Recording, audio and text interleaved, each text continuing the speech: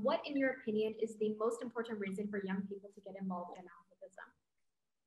That is a beautiful question. It's hard to say most important. I think a lot of times in society, especially in America, where I grew up, on the East Coast and now the West Coast in Hawaii, I've realized a lot of us try to look for the best answer or try to do the most important thing.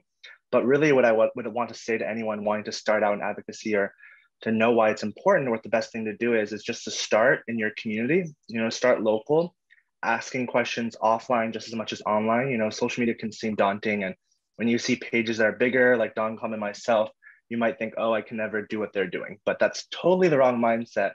We all start somewhere. And I do more of my research, more of my communication with other advocates or people interested in the same field as me offline. And we have conversations and we network there to really help create a safer space. So I think just doing your own research and figuring out where you can put yourself in the beginning, and then don't be afraid to ask questions to bigger spaces too, because the more volunteer work you have, the more I think you can get done.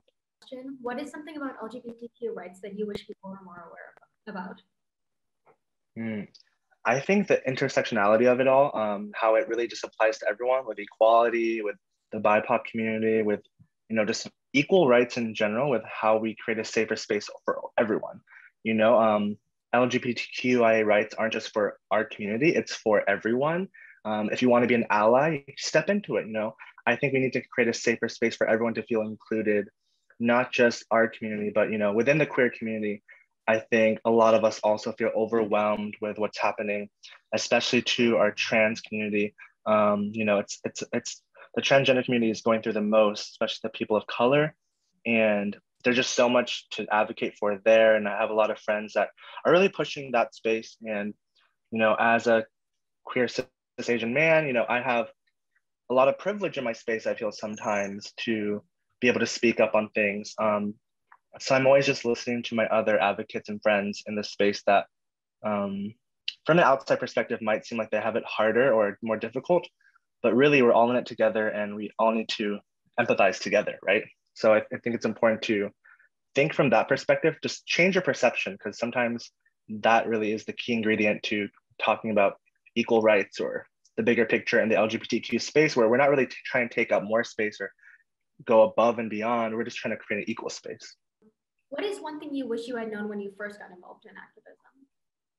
Oh, so many things.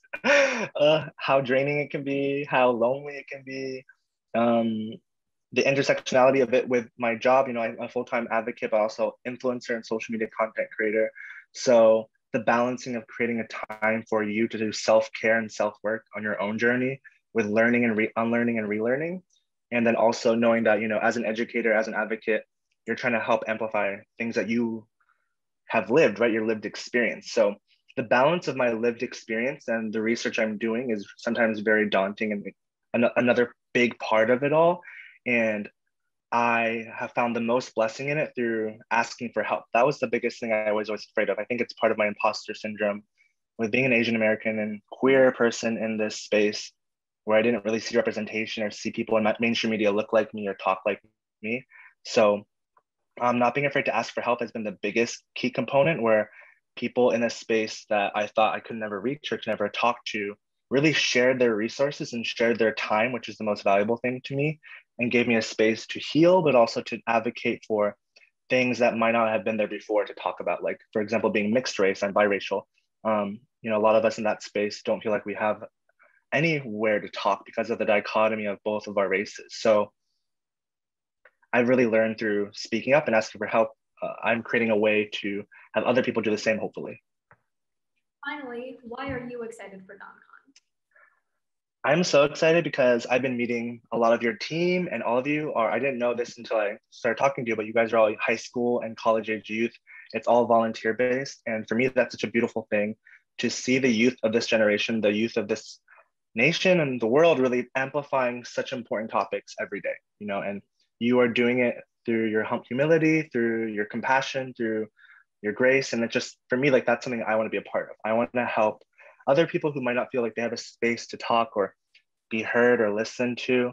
So for me, I'm just excited to make connections, make new friends, and to share my story in hopes that it shares an evocation or just a way for other people to be like, okay, I can share too. Like I relate to that, or I can resonate with that on my own terms. And then I can share that in my own communities. Like I said, it's all community work. It's from offline to online. So I'm just super excited to meet everyone and share.